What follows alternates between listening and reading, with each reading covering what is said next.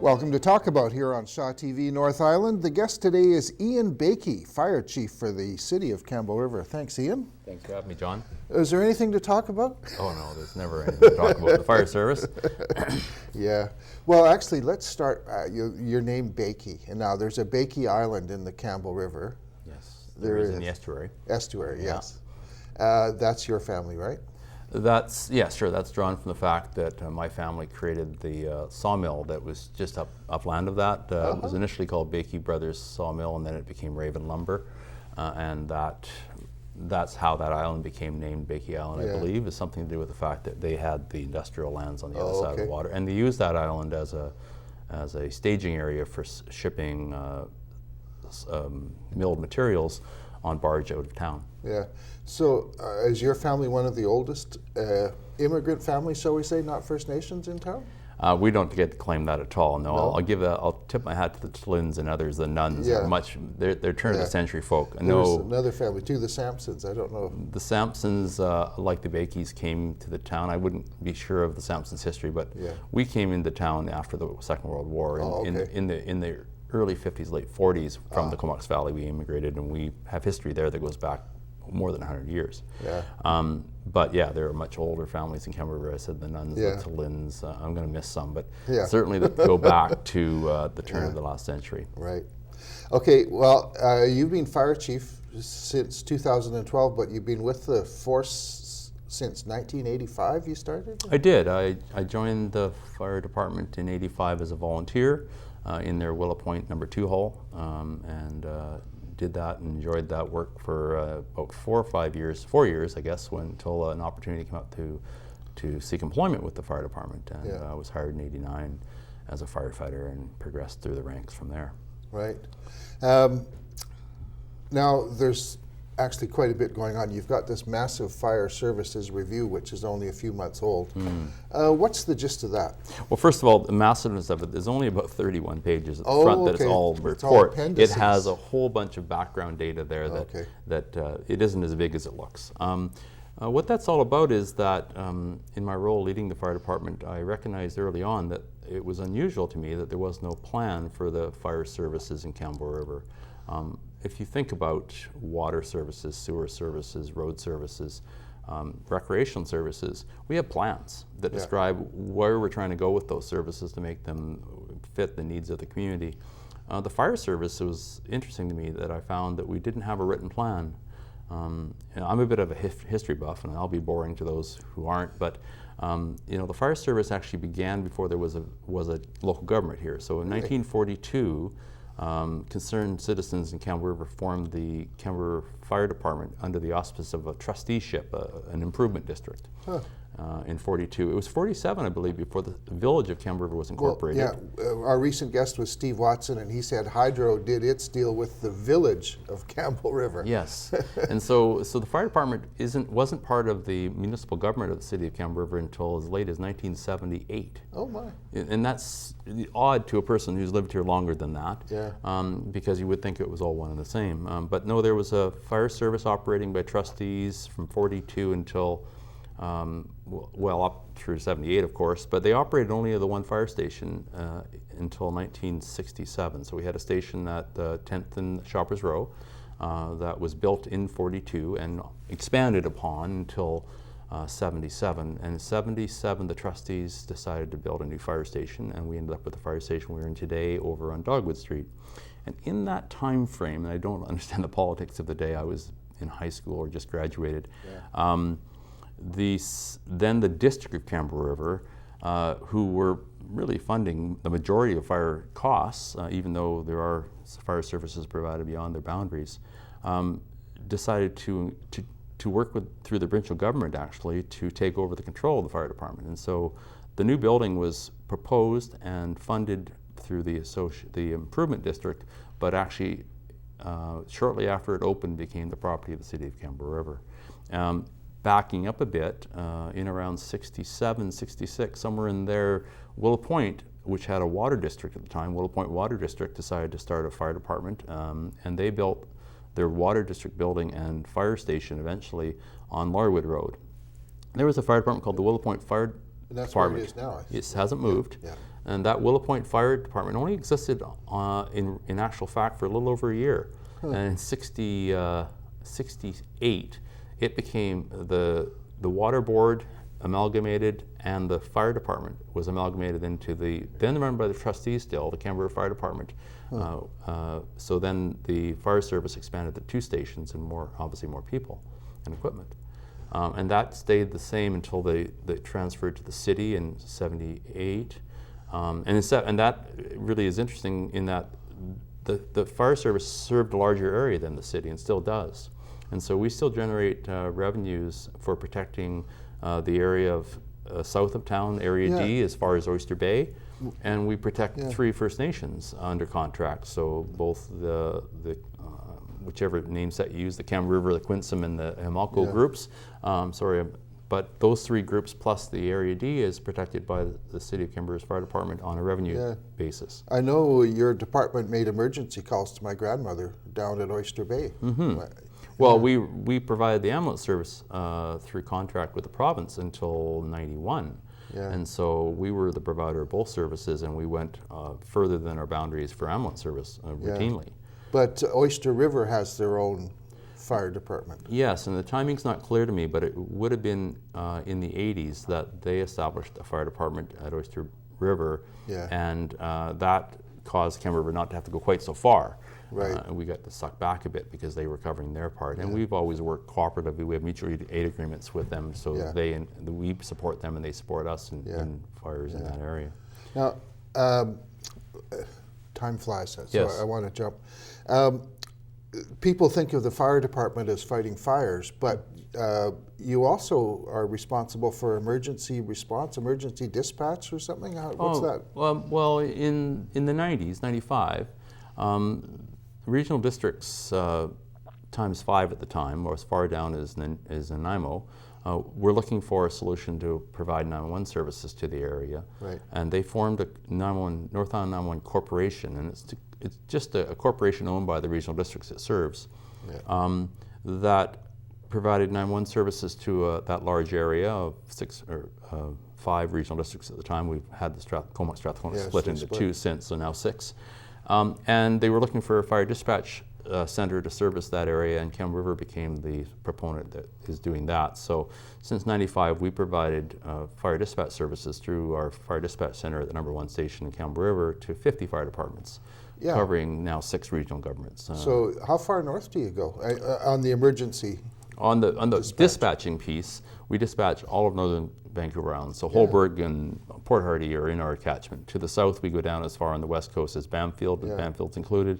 Across, we do Nanoose and north on the east coast, and we cover the Gulf Islands, so Denman, Hornby, Quadra, Cortez. And just to re-emphasize, that's done from Campbell River. And I've left out, because we didn't get there, but Powell River and the regional districts around Powell River, Texada, are all in that, and Savory. All those islands and all that ground is within the 6 regional districts, and is dispatched through our dispatch center in Campbell River. We have 2 staff members there 24/7 providing those dispatch services, which dispatch about 10,000 calls a year to those partner fire departments. Now the funding, I think there's some, I wouldn't say controversy, but concern about the size of the department and how much it costs. There's always those pressures, right? So if you look back at the review that we just completed, when you look at the size of the service provided, we looked at 1978. We chose that as a benchmark year. We just opened that new fire station. We had, and what's interesting is our services in 1978 serving about 10,000 folks with about 5,000 or 6,000 buildings within their jurisdiction was very similar to what we have today. We had 17 people working for us doing that prevention and suppression work. Today we have 21, so there's 4 more. Our population has more than tripled. And from a logistics point of view, we had 2 fire stations. We had, I can't remember the exact numbers, 3 or 4 pumpers and an aerial. Today we have the same or less numbers of equipment in the same 2 fire stations.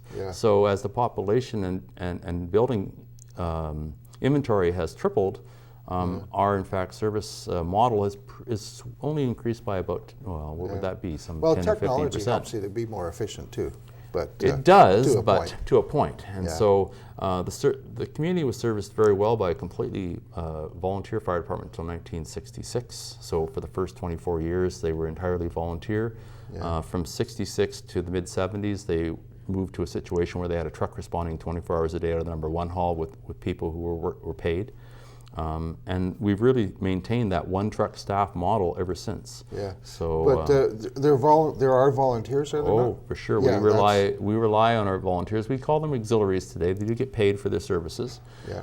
But we have the same number, 50. We have 30 auxiliaries in our second hall in Larwood Road area, and we have 20 in our number 1 hall, complementing the 20 career staff we now maintain, as I said a moment ago. Yeah. So there's 70 odd available firefighters in our system, 3 chief officers. So 74 people who go out to put out fire. We have, to get those 2 positions in dispatch, we have 10 people we have on salary to maintain the rate complement of 2. That's a separate budget though? Entirely separate, in fact, funded through the North Island 911 Corporation as a pass-through, if you will. So what is the fire department's budget now? With the dispatch piece in, it's about $5 million. The dispatch piece is around $1 million. So about 4 and 1 for the rest of the operation. So it's a big chunk of the city's budget. We are between 7 and 8% of the overall expenditures of the city. There's other services, police services are larger, et cetera, but we're a pretty big piece in that. Are they unionized? It's a dumb question, I should know, but. No, they're unionized. The firefighters across North America, for the most part, belong to one union, and we have that union local here. They're unionized. So are there some urgent crisis issues that you're worried about, or is it, we're doing all right? We're doing okay. I'm trying to plan for the future right now, realizing that we are a growing community. We tend to add to our building stock of over 100 buildings a year, and that continues marching along. And we've seen a densification of the southern end of town that may not match up with the model we're using for firefighting down there with auxiliary-only force. We've seen different society than we had 20 or 30 years ago. We used to have volunteers in our stations who could come during the day quite readily. Very few can do that today.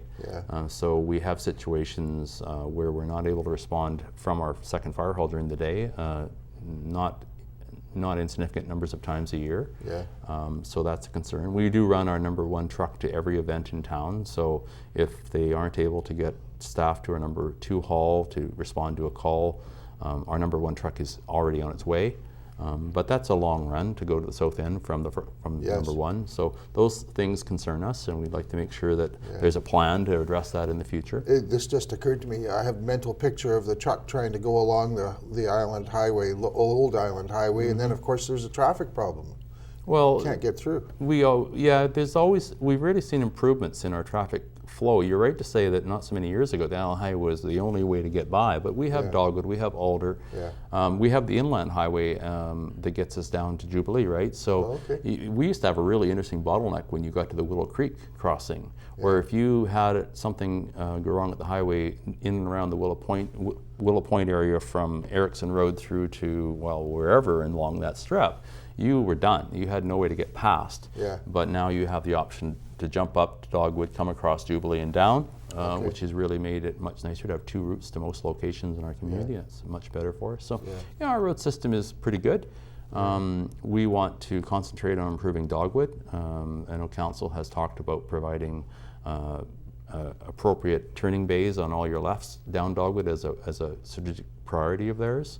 Over the longer haul, they want to make that happen so that street will even provide better traffic flow than it does today, because that's a nice straight shot, and lines up with the population. As we try to move the population to the west, Dogwood becomes more and more important to us as a routing for saying. Now the new ladder truck, and I took a photo of it before your open house on May the 7th, which looks like it was a great event. Yeah, it was well attended. How's it working out? Good, yes. It's like modern equipment or all of our new apparatus, it's still, the manufacturer's still dealing with a few bugs. Really? Yeah, it still goes on. We haven't released the last dollars, if you will, for that project. We're hoping soon that we'll be there, but operationally it's functioning just fine. There are just some odds and sods that have to be dealt with.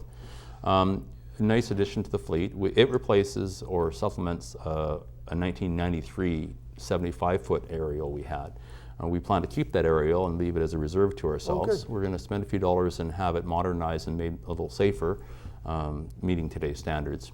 But that'll happen later this year. We'll send it away for a few months to get it retrofitted and brought back. But this is giving us a better reach. We're now at 100 feet from 75, which is a good thing. And fire apparatus lives within, through the insurance industry, it lives within a rating system, and that truck at 90, being over 20 years old, had lost its certification. So we have an obligation to maintain certified apparatus for the purposes of insurance. So we had, this was not a whimsical purchase. We had to get it done. I've got to interject my curveball here. Yes. The Berwick building, which is tall. Yeah, 6 stories. I gather part of the deal for them doing that was that the city was going to have to get a taller reach? No, we didn't have any constraints on Berwick or its development. Was there no relation? Or? No, I mean, it plus some other buildings caused us to want to be able to reach higher. But we didn't, it wasn't, there was no linkages there. If you think about the new hospital though. Oh, that's the one. The new, no linkages, but I've definitely voiced some concern. The new hospital is over 80 feet. Yeah. And so even our 100-foot ladder has locations around that hospital. We can't reach all of the rooftop. So it's a 4-story building, but it's 4 stories and 80 feet tall on the Burt Street side. So we have buildings and more buildings coming that we needed more length for. And even, it wouldn't be obvious to everyone, but even 4-story buildings that have got a setback off the road with major gardens and other things in their way, we couldn't access with our 75-foot. You couldn't make the roof with those, and the 100 can. So the measurement for ladders is a little bit of a sales game. They talk about what you can reach almost vertically with them. It's 75 to 85 degree angle on the ladder gives you your measurement, 101 or 75 in our present arrangement. But you rarely can actually operate that close to the building that you can use them in that arrangement. So the 75-foot ladders in my world, the fire service, are really a 4-story building or less. And there are 4 stories, and we have a few of them in town that come to mind where we can actually use a 75 there. And when you get into 100-foot ladders, they're really built for the 6-story building. The 6-story building is a nice fit, and we're starting to see more of those. And whether they're 6 stories as a Berwick or 4 stories as in the hospital, but taller, there's certainly buildings coming our way that's a very good investment to have that tool. Are there any other sort of city fire operational issues before I switch into some other topics? Just the ongoing concern with wildland fires. We're seeing. That's where I'm going. Oh, okay then. Well, let's go there. Well, actually, there's also, you put out a pretty good release about 8 ways to get your barbecue safe for the season. So a big part of keeping our fire losses down and people safe is to do public education. And so we choose.